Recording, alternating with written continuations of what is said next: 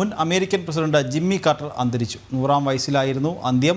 അമേരിക്കയുടെ 37ാമത് പ്രസിഡന്റായിരുന്നു അദ്ദേഹം.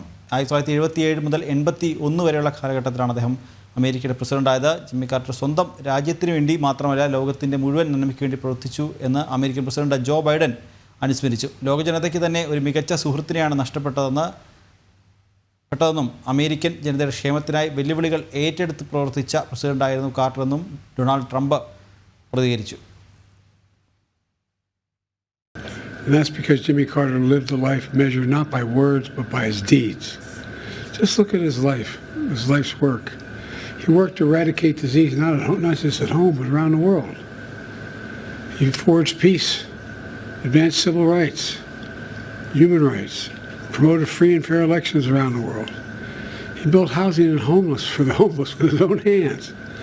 And his compassion and moral clarity lifted people up and changed lives and saved lives all over the globe. Jimmy Carter was just as courageous in his battle against cancer as he was in everything in his life. വിവരങ്ങളുമായി international ഡെസ്കിൽ നിന്നും ഐസൺ ജോസ് ചേരുന്നുണ്ട്. ഐസൺ, വിവരങ്ങൾ. നിഖിൽ, ഇന്ന് രാവിലെയോടെയാണ് അമേരിക്കയുടെ 39ാമത് പ്രസിഡന്റായ Jimmy കാർട്ടറുടെ മരണം സംഭവിച്ചത്. 39ാമത് പ്രസിഡന്റായ കാലഘട്ടം, അതായത് 77 മുതൽ 81 വരെയുള്ള കാലഘട്ടത്തിലായിരുന്നു അദ്ദേഹം പ്രസിഡന്റായി തുടർന്നിരുന്നത്. നമുക്കറിയാവുന്നതാണ്, അല്പസമയം മുമ്പ് ജോ ബൈഡൻ പ്രതികരിച്ചതുപോലെ ലോകത്തിന്റെ മുഴുവൻ രക്ഷയ്ക്കും വേണ്ടി, അല്ലെങ്കിൽ ലോകത്തിന്റെ മുഴുവൻ ക്ഷേമത്തിനു വേണ്ടി പ്രവർത്തിച്ച ഒരു വ്യക്തി കൂടിയായിരുന്നു അദ്ദേഹം. അതായത് നിരവധി രോഗങ്ങളെ നിയന്ത്രിക്കുന്നതിനുള്ള നയപരമായ തീരുമാനങ്ങൾ അമേരിക്കയുടെ ഭാഗത്ത് നിന്ന് അന്ന്, അതായത് 70കളുടെയും 80കളുടെ തുടക്കത്തിലുമെല്ലാം തന്നെ സ്വീകരിക്കാൻ സാധിച്ചത് നിരവധി രോഗങ്ങളെ ഇല്ലാതാക്കാൻ വേണ്ടി ഉള്ള ഒരു നീക്കത്തിന് മുന്നോടിയായി എന്നും അദ്ദേഹം അനുസ്മരിച്ചു. അങ്ങനെ ലോകം മുഴുവൻ സ്മരിക്കുന്ന, ലോക മാനവരാശിക്ക് വേണ്ടി നിലകൊണ്ട ഒരു വ്യക്തിയായിരുന്നു എന്നും അദ്ദേഹം എന്നും ജോ ബൈഡൻ പറഞ്ഞു. അതുപോലെ തന്നെ വെല്ലുവിളികൾ നേരിടുന്ന ഒരു സാഹചര്യത്തിൽ ഈ രാജ്യത്തെ നയിച്ച ഒരു ഉന്നതനായ പ്രസിഡന്റാണ് ജിമ്മി കാർട്ടർ എന്ന് ഡൊണാൾഡ് ട്രംപും പ്രതികരിക്കുകയുണ്ടായി. നമുക്കറിയാവുന്നതാണ്, ഈ ജിമ്മി കാർട്ടർ 100ാമത്തെ വയസ്സിലാണ് അദ്ദേഹം മരിക്കുന്നത്. 100 വയസ്സിന് അദ്ദേഹം മരിക്കുമ്പോൾ അദ്ദേഹത്തിന്റെ ക്രെഡൻഷ്യലിലുള്ളത് സമാധാനത്തിനുള്ള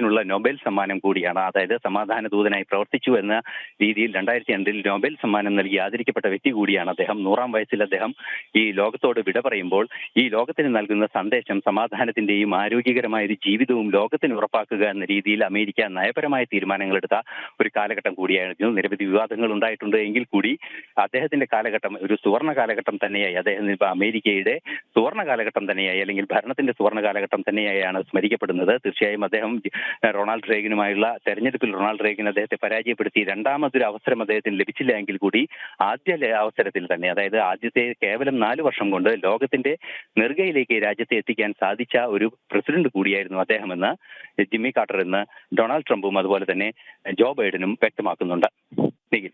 ശരി ഐസൻ, മുൻ അമേരിക്കൻ പ്രസിഡന്റ് ജിമ്മി കാർട്ടർ അന്തരിച്ചു. 100-ാം വയസ്സിലായിരുന്നു അന്ത്യം. വിവരങ്ങൾ നൽകുകയായിരുന്നു ഇന്റർനാഷണൽ ഡെസ്കിൽ നിന്നും ഐസൺ ജോസ്.